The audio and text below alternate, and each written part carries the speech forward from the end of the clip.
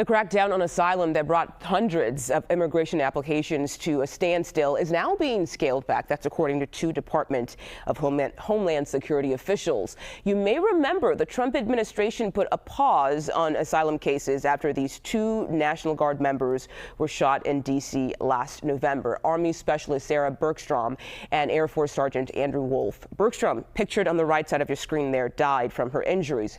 Authorities say an Afghan man who was granted asylum back in 2025 was responsible for that attack. Now, that exclusive report is from CBS News immigration correspondent Camilo Montoya-Galvez, and he joins us right now. Camilo, good to see you today. So does this mean every asylum application will now have a chance to be seen?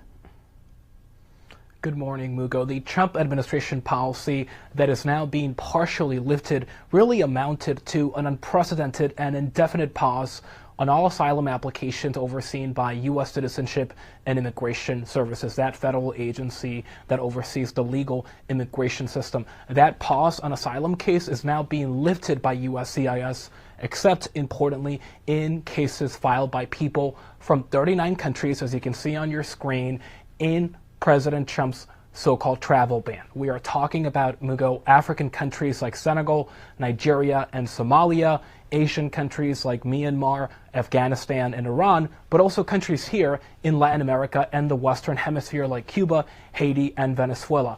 Nationals and citizens of those countries, 39 nations across the globe, still cannot be granted asylum under that policy, Mugo. That is really important to underscore. Yeah. And so what are we hearing from the Department of Homeland Security about this?